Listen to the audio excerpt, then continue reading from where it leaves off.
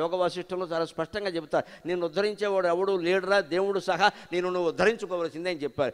నా దైవం నచ కర్మాణి న ధనాని నబాంధవాక శరణం భవ భీతానాం స్వప్రయత్నాదృతే నృణాం అని చెప్పాడు.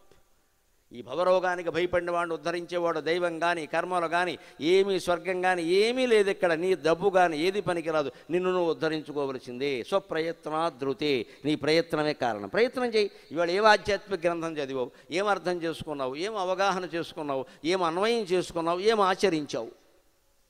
ఇది ఉంటే మనకి ఇంకోటితో పని ఏమిటండి? బ్రహ్మజ్ఞాన సాధనలో ఉన్నవాడు ఎలా ఉంటాడో తెలుసున, అమ్మ ఆడైనా మొగైనా ఎవడైనా వస్తే చికగ్గా ఉంటుంది వాడికి.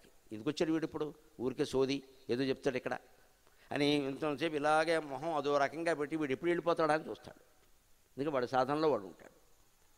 మనం ఏ రకంగా ఉన్నాం, ఎవరైనా వస్తామంటే ఇంకాసేపు కూర్చోండి, ఇంకాసేపు కూర్చోండి, ఇంకో లవకు సినిమా 2 ఇంటర్వెల్స్ వెళ్ళేవాడిని వెళ్ళనివ్వాలి. ఇంకాసేపు కూర్చోవడం ఏంటి, ఎందుకు కూర్చోవాలి, అవసరం ఏంటి? ఇవాళ కూర్చోమనేవాళ్ళు లేరండి, ఇంటికి వచ్చేవాళ్ళు ఎవరు అంతా ఇదేగా చెప్పా, చెవి దగ్గర చెప్పా. గంట గంట గంట గంట అయినా సరే గంట సేపు ఫోన్ మాట్లాడడం తల్లితోనో తండ్రితోనో, ఫ్రీ అయ్యాక మళ్ళీ చేస్తా. ఇప్పుడు చేసిందేమిటి? ఇది ఫ్రీ కాకుండానే గంట సేపు మాట్లాడితే నమశివాయ, నువ్వు ఫ్రీ అయితే 3 గంటలు మాట్లాడతావా?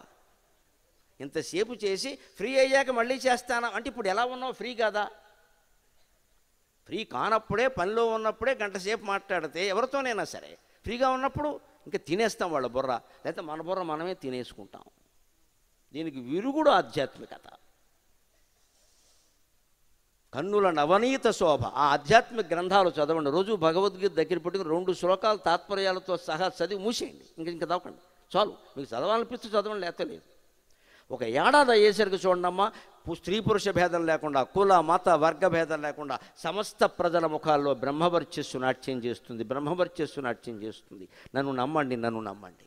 మీరు చేసి చూడండి, దాన్ని ఆచరణలో పెట్టే ప్రయత్నం చేయండి. ఇందాక చెప్పాను శ్లోకం, ఇదమద్యమయా లబ్ధం ఇమం ప్రాప్స్యే మనోరథం. ఇగో ఈరోజు ఇంత సంపాదించా, ఈరోజు నాకు ఈ కోరిక తీరింది. ఇదమస్తి ఇదమభిమే, ఇగో నా ఇంట్లో ఎంత ఉంది, బ్యాంకులో ఎంత ఉంది, లాకర్లో ఎంత ఉంది. ఇమం ప్రాప్స్యే మనోరథం, ఇంకా ఈ కోరిక నాకు తీరాలి. ఇది వదిలేయడమే భగవద్గీత ఆచరణ. 70 ఏళ్ళు వచ్చినా 80 ఏళ్ళు వచ్చినా వదలట్లేదు. ఇంకెవరికి సేవ చేస్తాం మనం, ఎలా సేవ చేస్తాం? ఎవరిని ప్రేమించాలన్నా, ఎవరికి సేవ చేయాలన్నా నేను నాది అనేది వదిలేయాలి ఖచ్చితంగా. అందుకే కలికాలంలో ఉన్న కలుషాన్నంతా తుడిచిపెట్టేయడం కోసం బతికినంతకాలం బ్రహ్మచర్యం పాటించిన మహానుభావుడు సత్యసాయి. ఆయన ఆదర్శంగా తీసుకుందాం, ఆయన ఆదర్శంగా తీసుకుందాం. ఇక విభూతులు యోగాలు ఇవన్నీ మహిమలు దేనికయ్యా? అత్యవసరమై వేడెడు భృత్యుల ఇండ్లను విభూతి వృష్టిగా కురియున్, అత్యవసరమై వేడెడు భృత్యుల ఇండ్లను విభూతి వృష్టిగా గురియున్, ప్రత్యక్ష నిదర్శనమిది ప్రత్యక్షర సత్యములవి బాబా మహిమల్. ఈ మహిమలు ఎందుకు అంటే, నృసింహ పురాణంలో నరసింహస్వామి స్వయంగా చెబుతాడు, కొన్ని క్షేత్రాల్లో కొన్ని మహిమలు నేనే పెట్టా, అవి అలా ఉన్నాయి, మీరేం చేయకండి అన్నాడు. ఎందుకని? కలియుగంలో మానవులు ఇలా ఉంటారట. నృసింహ పురాణంలో చెబుతారు, ఎర్రాప్రగడ అంటాడు, నరసింహస్వామి అంటాడు, పద్యం ఎర్రాప్రగడ రాశాడు. కానీ విను, కలియుగమున మానవుల అనయము నాస్తికులు దృష్టమైనది తెలియన్ కనుగొనియు నమ్మరని ఏనొనరింతును ప్రత్యయములొక కొన్ని కృపన్ అని చెప్పాడు నృసింహక్షేత్ర మహత్యం. ఆయా క్షేత్రాలకి సింహాచలానికో మహిమ, అన్నవరానికో మహిమ, తిరుపతికో మహిమ, ఇవన్నీ ఎందుకు ఉంటాయి? అందులో అబద్ధమే లేదు, ఉంటాయి. అందరికీ అవ్వకపోవచ్చు, ఉంటాయి. ఎందుకు ఉంటాయి అంటే, కలియుగంలో మనుషులు ఎలాంటి వాళ్ళు అంటే, పైకి ఆస్తికత్వం ఉన్నట్టు నటిస్తారు, లోపల నాస్తికులు. వీళ్ళ భక్తి అంతా కోరికల కోసమే. భక్తి శివుడి మీద, చిత్తం చెప్పుల మీద. ఇది దొంగ నాటకాలు ఇవన్నీ. ఊరికే మేము భక్తులం ఇక ప్రదర్శన ఎక్కువ. బొట్లు ఎట్టేసి, ఓ రకరకాల వస్త్రాలు కట్టేసి, ఏవో చేసేసి. నేను కాశీ 10 సార్లు వెళ్ళానండి. ఎందుకు వెళ్ళడం? పని లేక. ఆర్టీసీ బస్సు వాళ్ళు బాగుపడ్డారు, యాత్రా స్పెషల్ వాళ్ళు బాగుపడ్డారు, నువ్వేం బాగుపడ్డావు? అక్కడ నీళ్ళు ఇక్కడ పోసా, ఎక్కడ నీళ్ళు అక్కడ పోసి, ఏం పోసావు? కొంపలు అంటించే పనులు మానలేదు ఇక్కడ, నీళ్లు పోసావు అంతే. ఇక్కడ కొంపలు అంటుకోకుండా నీళ్లు పోయి.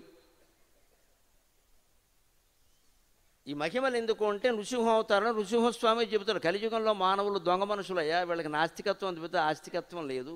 ఏదో పూజ చేసే కానీ మేము భక్తులు అనుకుంటారు, నాకు తెలుసు ఎవడేమిటో ఎందుకు చేస్తున్నాడు. దృష్టమైనది తెలియని కనుగొని నమ్మరని. మన జీవితాన్ని మనమే పరిశీలించుకుందాం. మన ప్రమేయం లేకుండా కొన్ని అద్భుతాలు జరుగుతున్నాయి, కొన్ని అనర్థాలు కూడా జరుగుతున్నాయి. మన ప్రమేయం లేకుండా కనపడుతోంది కదా, అందులో నీ ప్రమేయం లేదు కదా, నీ కృషి లేదు కదా. అందులో కృషి ఉంటే వేరండి, మనం ఏదో కష్టపడ్డాం 10 రూపాయలు వచ్చే తెలుస్తుంది. కానీ మనం పడిన కష్టం 10 రూపాయలు అయితే 10,000 వచ్చింది అనుకోండి, అది ఖచ్చితంగా దైవానుగ్రహమే కదా, అనుమానం ఏముంది. మనం ఎంత కష్టపడడం తెలుసు కదా. కష్టానికి 10 రెట్లు ఫలితం వచ్చిందంటే దైవానుగ్రహం. సత్యనారాయణ వ్రతం కథ. కట్టెలు కొట్టేవాడు బ్రాహ్మణుడు వ్రతం చేస్తుంటే బ్రాహ్మణుడు ప్రసాదం పెట్టాట. ప్రసాదం ఏమిటండి ఇది అన్నట్టు. సత్యనారాయణ వ్రత ప్రసాదం అన్నట్టు. అయితే ఇదేమిటండి, నేను కూడా అన్ని వర్గాల వారు చేయొచ్చయ్యా, దానికి ఏముంది అన్నట్టు. వెంటనే ఆయన మొక్కుకున్నట్టు. మర్నాడు కట్టెలు తీసుకొచ్చి, స్వామి కట్టెలు కొట్టగా నాకు వచ్చిన సొమ్ముతో ఈరోజు వ్రతం చేసేదాం అనుకున్నట్టు. ఆ రోజు 10 రెట్లు సొమ్ము వచ్చింది. ఎవరి ద్వారా వచ్చిందని సత్యనారాయణ స్వామి అన్ని రూపాయలు ధరించి కట్టెలు కొన్నాడు. అది విషయం అక్కడ, అది విషయం. ఇది మహిమ. ఎందుకంటే ఈయనకి రోజు వచ్చేది ఏదో ఒక 100 రూపాయలు వచ్చింది, అందులో 1000 రూపాయలు వచ్చింది. అందుకని ఆయన ఏం చేశాడు, 1000 పెట్టి వ్రతం చేశాడు. అదే కథలో మీకు గమనిస్తే చేస్తానని చెయ్యని వాళ్ళు, వాయిదా వేసిన వాళ్ళు ఎన్ని తిప్పలు పడ్డారో అందరికీ తెలుసు. ఒక్క సత్యనారాయణ వ్రతం కథ ఒక్కటి చాలు సమస్త సమాజాన్ని మార్చడానికి. వేరే ఏం అక్కర్లేదు, అదొక్కటి చాలు. మనం శ్రద్ధగా వినాలి, శ్రద్ధగా వినాలి. ప్రథమాధ్యాయ సమాప్త, కొబ్బరికాయ కొట్టండి. ద్వితీయాధ్యాయ సమాప్త, కొబ్బరికాయ కొట్టండి. ఇంకా 2 వడ్డించేమను. దిక్కుమాలిన వడ్డన రోజు ఉండేది ఇది. కొబ్బరికాయలు ఎక్కడతాం మనం. 5 కొబ్బరికాయలు అక్కడ పెట్టుకుని కొబ్బరికాయ కొట్టేసి ఇంకొకటి అది కూడా సిద్ధంగా పెట్టండి. మళ్ళీ అప్పటికప్పుడు ఆలస్యం. ఎందుకంటే లోపల ఆత్మారాముడు గొడవ చేస్తున్నాడు ఇక్కడ. ఈ కథ మనకు అక్కర్లేదు. చదివే పురోహితుడికి అసలే అక్కర్లేదు. ఆయనకు అవతల వేరే ఖాతా ఉంది, అది సంవత్సరే కాదు. ఇక్కడ సత్యనారాయణ వ్రతం, అక్కడ సంవత్సరే కాదు. చూస్తున్నాడు వాడు జావు వాడిది. ఇక్కడ నుంచి పూర్వమహాడుతో భక్తులను కూర్చోబెట్టి వస్తున్నా, ఇక్కడ చేయించే సత్యనారాయణ వ్రతం. మనం ఏమైపోవాలి ఇప్పుడు, అది అంతే. ఆయన దృష్టి ఖాతాల మీద ఉంది, మన దృష్టి ఏమో భోజనం మీద ఉంది, కాకరకాయ కూర మీద ఉంది. సత్యనారాయణ స్వామి ఎందుకు ఉంటాడమ్మా అక్కడ? మనం ఎన్ని వ్రతాలు చేసినా ఫలించవు, కోరికలు కూడా తీరవు. తీరతాయని దేవుడు చెప్పినా ఎందుకు తీరట్లేదు, నీకు చిత్తశుద్ధి లేదు ఇక్కడ. ఆ చిత్తశుద్ధి కోసం మనం సేవ చెయ్యాలి. చేస్తుండగా చిత్తశుద్ధి కలుగుతుంది. యాత్రలు చేస్తుండగా చిత్తశుద్ధి కలుగుతుంది. అభిషేకాలు పూజలు చేస్తుండగా చిత్తశుద్ధి కలుగుతుంది. పూజ వల్ల కలిగేది చిత్తశుద్ధి. పూజ వల్ల మోక్షం రాదు. మోక్షం వేరు, చిత్తశుద్ధి వేరు. చిత్తం శుద్ధంగా ఉంటే మోక్షం ఆ పైన ప్రవేశించే వ్యవహారం, ఆ పైన కలిగే జ్ఞానం. మనసులో అనేక గడ్డీగాదం ఆలోచనలన్నీ పేరుకున్నాక చిత్తశుద్ధి లేకపోయాక మోక్షం ఎలా వస్తుంది? పువ్వు పెడితే మోక్షం, ఆకడితే మోక్షం, దీపం పెడితే మోక్షం రావు. అది ఊరికి మాట్లాడడంలో బాగుంటాయి. దీని శాస్త్రంలో అర్థవాదం అంటారు. ఎందుకు చెప్తారంటే నీ చేత చేయించాలి కాబట్టి చెబుతారంతే. నీ చేత చేయించాలి కాబట్టి చెబుతారు. దాన్ని ఎంతవరకు తీసుకోవాలి అంతవరకు. అర్థవాదాన్ని నువ్వు పూర్ణవాదం అంటే అలాగా. అందుకని ఆయన ఆచరణలో పెట్టి చూపించాడు మనకి ఈ విభూతి, ఈ మహిమలో. ఎందుకంటే ఎన్నో దేశాల్లో ఉండేటువంటి ఎన్నో రకాల ప్రజలను ఆకర్షించకపోతే ఈ సేవా కార్యక్రమాలు ఎలా నడుస్తాయండి మీరు ఆలోచించండి. అటువంటి మహానుభావుడు కూడా ఆ మహిమలు ప్రదర్శించకపోతే, పైగా ప్రదర్శించడం వల్ల జరిగేది ఏమిటో తెలుసా? ఆ శక్తి తగ్గిపోతుంది. చివరిలో స్వామి ఎంత ఇబ్బంది పడ్డారో మనకి తెలుసు. ఎందుకంటే అందరూ అన్ని అవసరాలకి ఆయన కాళ్ళు పట్టుకుని పీకేశారు. సాధన చేసుకునేందుకు సమయం కూడా లేకుండా అయిపోయింది.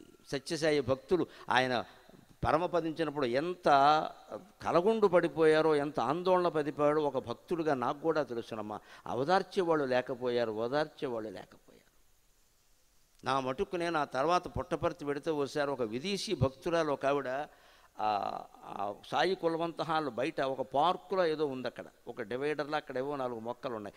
ఎవ్వరూ లేని చోటు చూసుకునేవిడ ఆ ఫోటో అక్కడ పెట్టుకుని అక్కడ కూర్చొని అలా ఏడుస్తోంది పాపం. శబరి రాముణ్ణి ఎలా ఆరాధించిందో ఈ విదేశీ భక్తురాలు సత్యసాయిని అలాగే ఆరాధించింది. ఒక్క ఆవిడ, ఎవరు ఈ జనంలోకి వెళ్ళలేదు. నాకు నా స్వామికి అనుబంధం, నాకు మళ్ళీ జనం ఎందుకు ఇక్కడ అని ఎవరూ లేని చోట ఒక చోట ఉంటే ఆ మొక్క దగ్గర స్వామివారు ఫోటో పెట్టుకుని స్వామి వెళ్ళిపోయావా అని ఆవిడ భాషలో ఆవిడ బాధపడుతుంది. అటువంటి భక్తుల్ని భగవంతుడు అనుగ్రహిస్తాడు. అటువంటి భక్తుల్ని మనం భగవంతుడు అనుగ్రహిస్తాడు. శాంతి పర్వంలో విష్ణువు స్వయంగా చెబుతాడు భీష్ముడు రూపంలో, ఏకాంతిక జనంబులు నాకు ప్రియంబులగుటం చేసి అంటాడు. ఏకాంతంగా ఉండేవాళ్ళంటేనే నాకు ఇష్టం. వీలైతే సూర్యకాంతి చంద్రకాంతి పడని చోట ఉండి ఆరాధన చేయి నీకు దమ్ముంటే అంటాడు. సరిగ్గా గమనించండి, మన గర్భగుడి అంతే. హిందూ దేవాలయాల గొప్పది. మన గర్భగుడి అంతే. సూర్యకాంతి ఉండదు, చంద్రకాంతి ఉండదు. గర్భగుడిలో ఫ్యాన్లు ఏసీలు పెట్టేయకూడదు, దేవాలయం పాడైపోతుంది. అది పద్ధతి కాదు. ఏం చేయాలో చేసి బయటకు వచ్చి ఇవాళ మనం అందరం గర్భగుడిలోకి వెళ్ళిపోవడం, దేవుడికి మసాజ్ చేస్తున్నారు. శివలింగానికి అయితే మసాజే. ఎందుకంటే ముట్టుకుంటే పుణ్యం అని ఒకటి పెట్టారు. మొత్తం శివలింగాలన్నీ 3 అడుగుల లింగాలు 3 అంగుళాలు అయ్యి. నమశివాయ. చచ్చిపోతున్నాడు శివుడు, ఇప్పుడు నన్ను ముట్టుకోకంటారు బాబని. చివరికి పార్వతీదేవి వచ్చి చూస్తే మా ఆయనేనా అని కంగారు పడిపోతున్నాడు. ఎండకింత ఉండేవాడు ఇవాళ ఇంత అయిపోయాడు పాపం. పామేసి పామేసి తోమేసి తోమేసి. దేవుడు మన గుండెల్లో ఉన్నాడంటే అర్థం కాదు. ఆ గుండెల్లో ఉన్న దేవుణ్ణి అర్థం చేయించేదే ప్రేమ, అదే సేవ.